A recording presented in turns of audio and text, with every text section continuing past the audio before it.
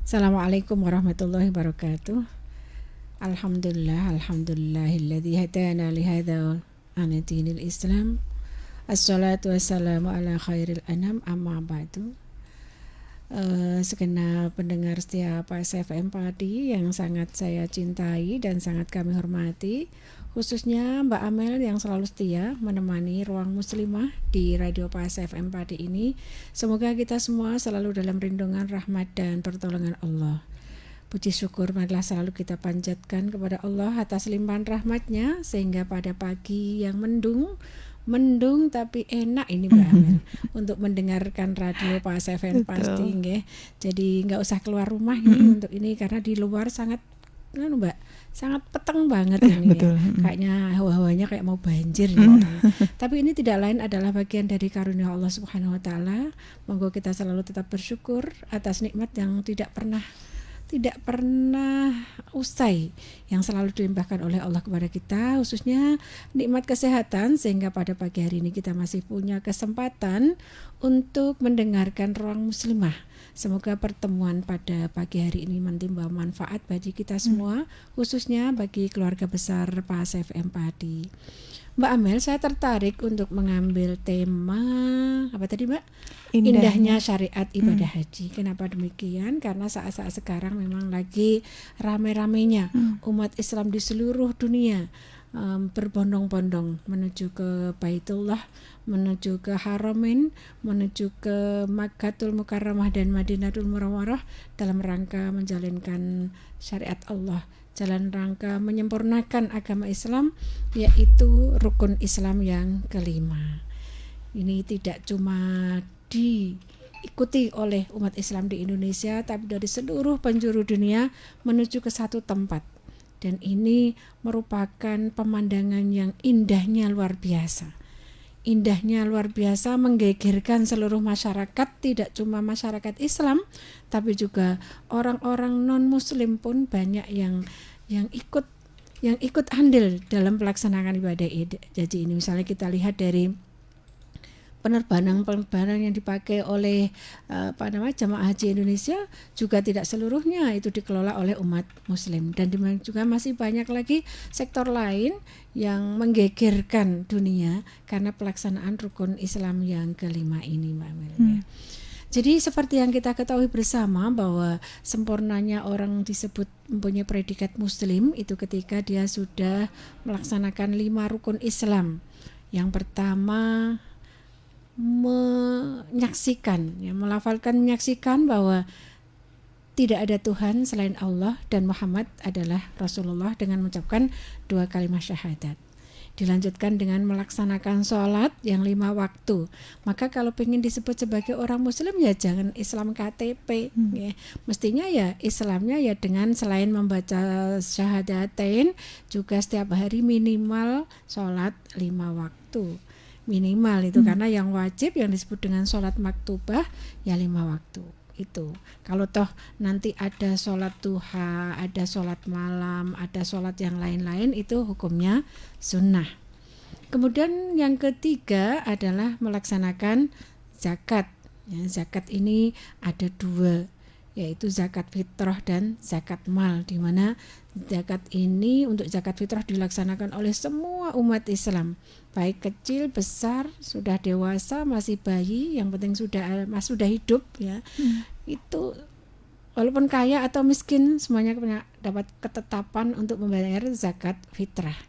Berbeda dengan zakat mal, itu hanya dibebankan kepada orang-orang yang mampu dalam takaran-takaran tertentu atau yang disebut dalam istilahnya memenuhi nisab, maka dia baru berkewajiban untuk zakat mal. Kemudian juga puasa Ramadan, ya, puasa ini juga banyak macamnya, tapi yang wajib dilaksanakan dan tidak boleh ditawar lagi adalah puasa Ramadan yang kemarin barusan kita laksanakan bersama selama sebulan penuh, dan ini juga dilaksanakan oleh semua umat Islam yang sudah balik yang punya ketetapan ini. Kemudian yang akan kita bahas pada pagi hari ini adalah tentang haji. Haji ini adalah penyempurna dari seluruh rukun Islam, yaitu menyengaja. Ya, yang disebut dengan haji adalah menyengaja pergi ke tanah suci untuk menjalankan ibadah, baik itu tawaf, sa'i, wukuf di Arafah atau ketentuan ibadah haji yang lain dalam waktu yang ditentukan. Ya, maka dari itu kenapa kok haji kok bareng-bareng? Kok enggak milih legone mawon waktunya atau tempatnya di sana, karena memang khusus untuk ibadah haji ini waktunya ditentukan, tempatnya juga ditentukan. Mungkin kalau sholat itu hanya ditentukan waktunya, tapi tempatnya boleh di rumah, boleh di mushola, boleh di lapangan atau di mana saja, yang penting tempatnya suci. Tapi untuk haji ini memang ada ketentuan lain, bahwa waktunya ditentukan. Yang namanya ada wukuf di Arafah itu tidak bisa selain di hari itu. Jadi kalau toh kemudian kita mendengar atau mendapatkan ajaran haji bisa dilaksanakan kapan saja, itu ya keluar dari ketentuan gitu Mbak Amel. Dan nas-nas tentang haji ini sudah banyak sekali. Jadi sudah tidak menjadi ikhtilaf lagi, sudah tidak menjadi perbedaan pendapat dalam kewajiban ketentuan ibadah haji. Tentunya panjenengan yang sudah terbiasa membaca Al-Quran sering menemukan ayat-ayat yang menyerukan tentang ibadah haji.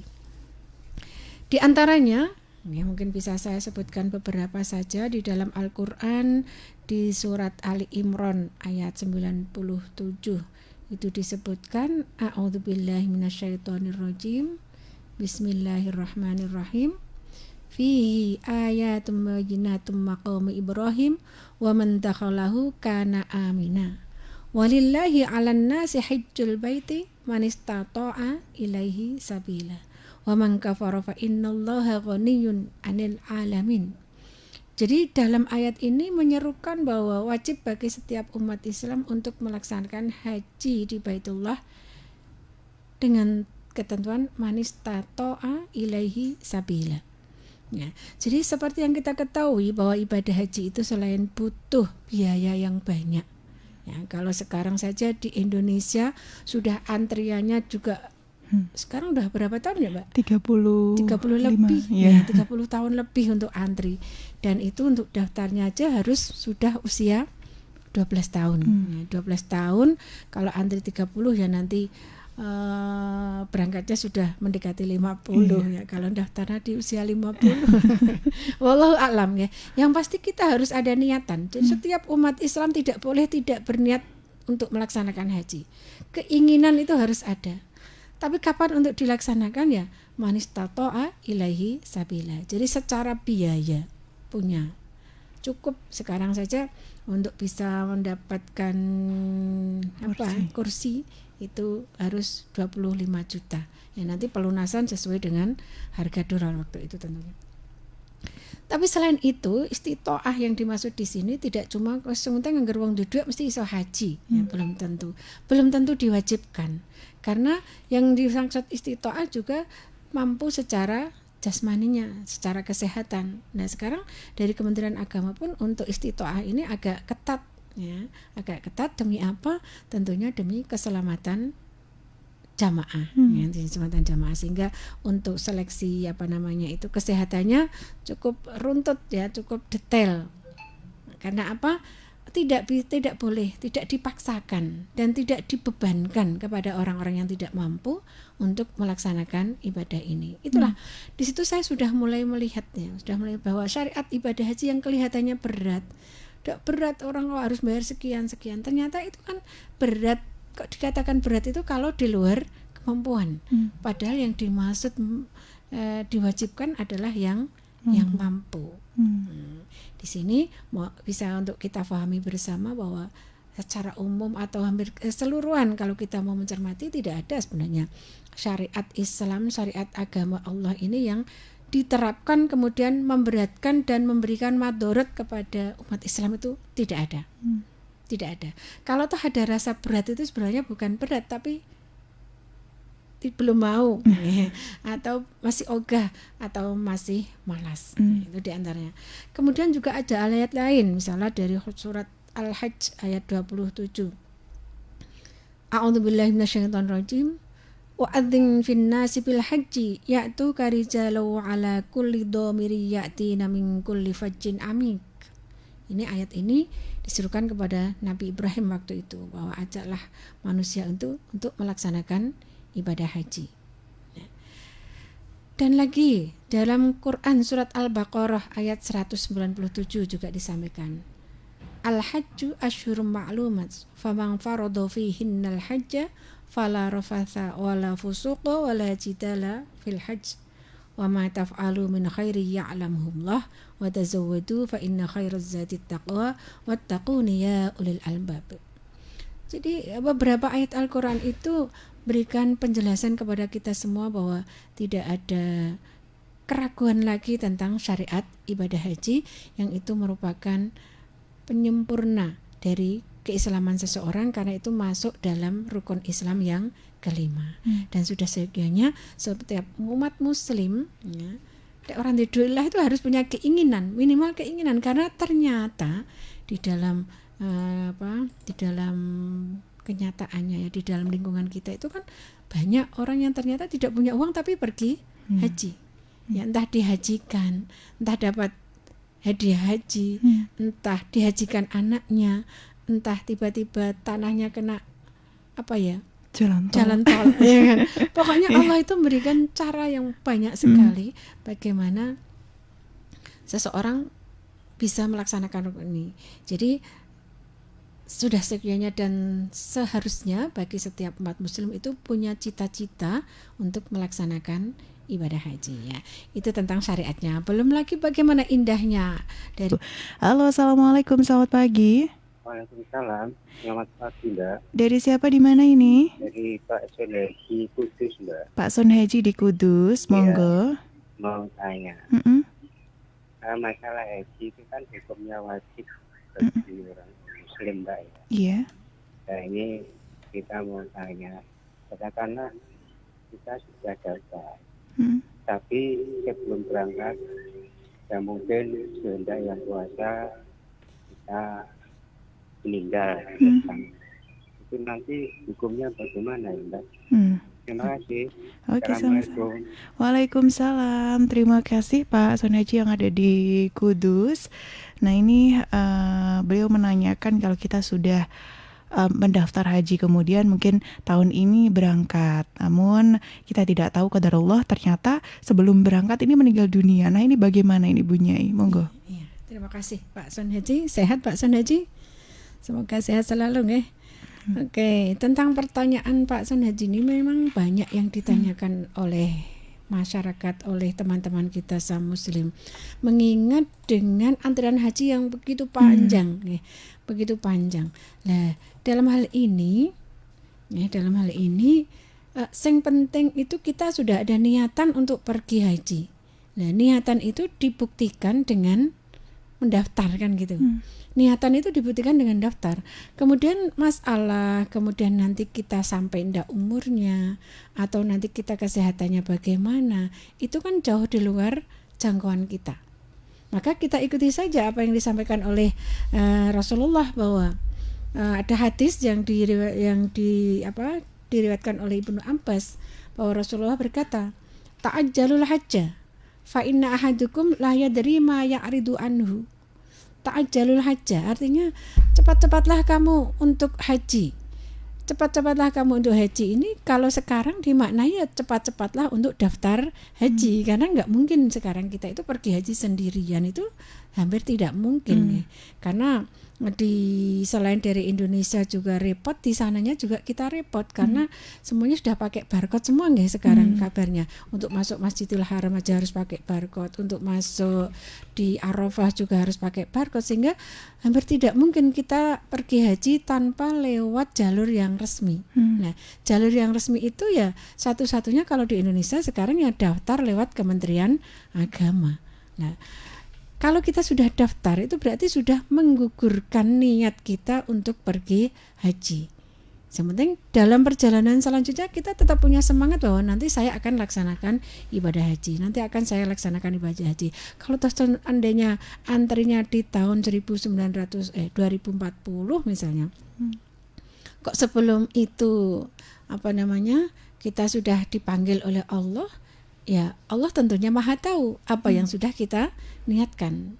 Dan oleh para para kiai, para ulama mengatakan bahwa itu sudah menggugurkan kewajiban haji. Sebenarnya kita tidak pernah putus untuk berkeinginan pergi haji. Nah, untuk yang sudah sepuh mungkin juga perlu diketahui bahwa kebijakan dari Kementerian Agama sekarang ini bisa, kalau yang usia lanjut itu kan bisa mengajukan kuota lansia atau mungkin penggabungan dengan mahram yang lebih muda, yang jauh, yang berangkat lebih awal, mungkin dengan anaknya, dengan menantunya, atau kemarin bahkan dengan saudaranya itu bisa. Itu diantaranya usaha-usaha kita bagaimana kita akan melaksanakan rukun Islam yang kelima. Tapi yang pasti sudah daftar haji itu berarti sudah menunjukkan keseriusan kita akan melaksanakan ibadah haji. Mengatakan Mbak. Oke, itu dia Pak Sunaji, yang penting niatnya dulu seperti itu ya. Dan niatnya dibuktikan dengan mendaftar. Tidak mendaftar bukti niatnya baik apa gitu. Oke, itu dia tadi. Terima kasih Pak Sunaji yang ada di Kudus. Nah, kalau sekarang ini juga banyak yang ini Bu Nyai Latah, ketika sudah mau musim haji, banyak yang mau pergi haji naik sepeda, ada yang bahkan naik perahu. Ini bagaimana ini Bu?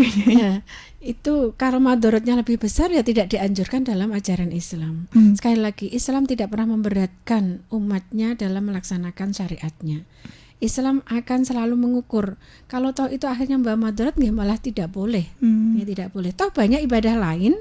Ya, nanti ada ibadah-ibadah lain yang bisa dilaksanakan seandainya tidak punya uang. Nggak mungkin aku kok duduk semono itu bayangannya dari mana misalnya. Apakah ada ibadah-ibadah lain yang tentunya pahalanya juga besar yang bisa dilaksanakan oleh umat Islam? Itu juga banyak keterangan yang menerangkan tentang itu. Sehingga tidak perlu frustasi lah, aku udah orang haji, Islamku tidak sempurna. Ya. Yang menjadi tidak sempurna itu ketika sudah mampu tapi tidak mau. Nah, ini kan banyak juga kasus. Ya, jadi dia punya uang, kemudian dia juga sehat, tapi dia bilang nanti saja saya bikinkan rumah anak saya dulu. Saya tak beli tanah dulu. Saya tak mau beli mobil mewah dulu. Artinya mencukupi kebutuhan yang sifatnya tidak primer didahulukan, padahal ibadah haji sifatnya lebih primer, bahkan begitu. Itu yang banyak terjadi. Itu yang tidak boleh. Oke, ini menarik sekali Mitra Pas pembahasan kita di pagi hari ini. Kita masih menunggu untuk Anda yang ingin bergabung ya, yang ingin bertanya, Anda bisa WA di 085 277 999 101. Teleponnya di 029. Kita masih membahas mengenai indahnya syariat ibadah haji bersama dengan narasumber Ibu Nyai Arina Hidayah. Untuk Anda yang ingin bergabung, masih kami tunggu. Anda bisa WA di 085 277 999 101, teleponnya di 0295 385 877, atau Anda bisa bertanya di kolom komentar live fanpage kami di Radio Pas FM Pati 2 ya. Ini sudah ada yang bergabung lagi dari Ibu Nur di Pati. Assalamualaikum warahmatullahi wabarakatuh Bu Nyai. Bagaimana kalau seseorang ini sudah daftar haji tapi ketika ada panggilan malah dibatalkan karena merasa belum siap? Nah, ini bagaimana? Monggo Bu Nyai. Iya. Ada memang. Daerah saya itu sampai 3 kali mendapat panggilan. Dia bilang ke saya belum siap Bu. Belum siap apanya? Uangnya tidak. Kalau uang saya siap. Tapi saya itu masih suka melihat abang hijau kuning gitu, istilahnya begitu. Artinya dia belum merasa bahwa predikat haji itu kalau sudah haji orangnya harus begini, harus begitu, dan saya belum siap untuk itu. Nah, sebenarnya alasan belum siap yang seperti itu, kecuali belum siap kesehatan atau belum siap secara keuangan, itu mungkin dalam kategori belum mampu, belum berkewajiban. Tapi dalam arti belum siap seperti apa? Secara mental. Kalau secara mental ya monggo minta nasihat kepada para yai, para nyai biar mentalnya siap. Tapi kalau kemudian ketidaksiapannya itu takut kalau sudah harus haji seperti ini, harus menutup aurat ya, harus tidak misalnya pergaulan bebas, misalnya harus apa lagi ya, pokoknya hal-hal yang dilarang. Sebenarnya hal-hal yang dilarang itu kan tidak hanya untuk orang yang sudah haji. Orang yang belum haji pun ketetapan syariat yang sama untuk tutup aurat, untuk jujur, untuk tidak menipu, untuk tidak bergaul bebas. Itu kan sebenarnya ketetapan yang tidak hanya dikenakan kepada orang yang sudah haji. Jadi alasan kalau seperti itu ya tidak bisa diterima. Bukan hanya orang yang haji saja yang harus sholat 5 waktu, yang harus bayar zakat, yang harus menutup aurat, yang harus saling menolong, yang harus baik. Itu kan tidak semua yang haji. Ya, tidak hanya untuk yang haji, yang tidak haji pun sama. Jadi kalau alasan dalam arti belum siap itu belum siap dengan alasan seperti itu, tentunya tidak bisa diterima, kecuali kalau belum siapnya secara fisik akan saya sehatkan dulu daripada nanti di sana saya merepotkan atau madorot nggih, atau belum siapnya memang secara keuangan belum mampu. Itu bisa dikatakan boleh ngaten. Oke, itu Ibu Nuryani di Pati, terima kasih untuk pertanyaannya. Nah ini Bu Nyai karena waktu kita terbatas ini sudah mepet. Mohon untuk kesimpulannya. Oke.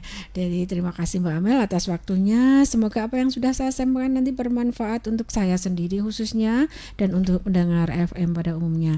Yang pasti syariat ini adalah syariat dari Allah yang merupakan kewajiban bagi semua umat Islam yang mampu. Tentunya syariat ini tidak memberatkan dan ada nilai-nilai ibadah dan juga nilai sosial yang bisa kita pelajari dan kita fahami. Kemudian untuk yang sudah haji, monggo bersama-sama kita menjaga kemabruran haji kita, dan yang belum haji monggo segeralah untuk berniat ke sana dan merealisasikan dengan mendaftar haji, karena kita tidak tahu apa yang akan terjadi di ke depan nanti. Itu sudah diingatkan oleh Rasulullah 15 abad yang lalu. Makatan Mbak Amel yang bisa saya sampaikan, kurang lebihnya mohon maaf. Sampai ketemu kembali pada pertemuan nanti di jadwal yang akan datang. Assalamualaikum warahmatullahi wabarakatuh. Waalaikumsalam warahmatullahi wabarakatuh.